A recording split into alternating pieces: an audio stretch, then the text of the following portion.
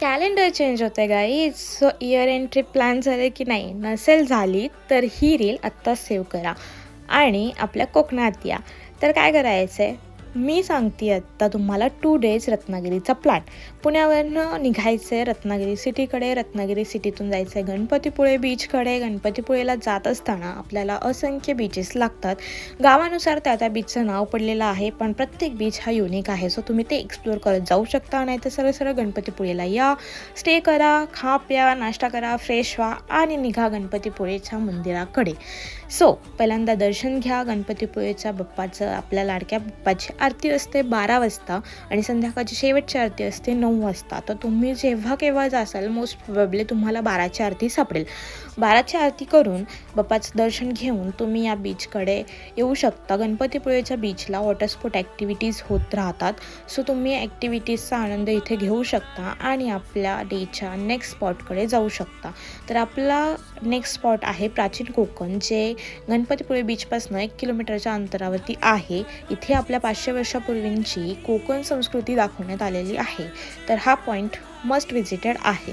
त्यानंतर आपण जर जयगडच्या दिशेने निघालो तर पहिल्यांदा आपल्याला लागतं कवी केशवसुत यांचं जन्मस्थान. हे कवी होते आणि त्यांनी आपल्या मराठीच्या खूप छान छान कविता लिहिलेल्या आहेत. तर हे प्लेस पण खूप छान बघण्यासारखं आहे.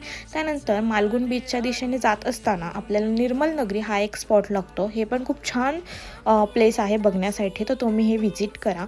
त्यानंतर आपण जाऊ शकतो जय गणेश टेम्पलकडे. जय गणेश टेम्पल कवर झालं की आपल्याला होते ऑलमोस्ट इव्हिनिंगला यायचं आरेवारेचा सनसेट एन्जॉय करण्यासाठी. तर आरेवारेच्या बीचला तुम्ही येऊन सनसेट एन्जॉय करू शकता. तुमच्याकडे टाईम असेल तर या बीचवरती झीपलाईन ॲक्टिव्हिटीज पण होतात. सो तुम्ही ते झीपलाईन ॲक्टिव्हिटी एन्जॉय करून सनसेट मस्तपैकी मॅगी चहा घेत एन्जॉय करू शकता. ठीक आहे, अशा पद्धतीने आपला जो पहिला दिवस आहे ट्रिपचा तर तो आराम के साथ संपून जातो आणि आपल्याला सो डे 2ची सुरुवात तुम्ही करू शकता मिराय बीच बघण्याने. अर्ली मॉर्निंगला सिटीत जाऊन मिराय बीच कवर करू शकता किंवा तुम्ही म्युझियमसुद्धा बघू शकता. फिश म्युझियम आहे, थिवा पॅलेस आहे आणि बरेच काही आहेत. तर मिराय बीच खूप छान स्पॉट होता. इथे एक जहाज अडकली होती आणि ती जहाज आत्ता सध्याच्याला नाही आहे, कारण की ती आता तोडण्यात आलेली आहे. पण हा बीचसुद्धा सुंदर आहे. आपल्याकडे नेक्स्ट स्पॉट होता कशई बीच. सो कशई बीच हा खूप सुंदर आणि अतिशय आणि माझा फेवरेट असा हा स्पॉट आहे.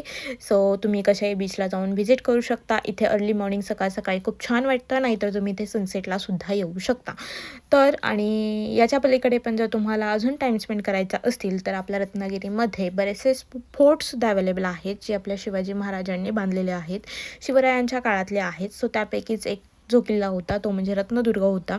जर तुम्ही रत्नदुर्ग किल्ल्याकडे जात असाल तर रत्नदुर्ग आणि तिथेच आत्ता रिसेंटली तयार झालेली शिवसृष्टीसुद्धा बघू शकता तुम्ही. रत्नदुर्ग शिवसृष्टी जर टाकलं तर मॅपला तुम्हाला लोकेशन भेटून जाईल. आणि कशई बीचच्या एरियात जर गेलात तर कशईपासूनच पूर्णगडसुद्धा जवळ आहे आणि खूप सुंदर आहे. तर पूर्णगडसुद्धा नक्कीच बघा.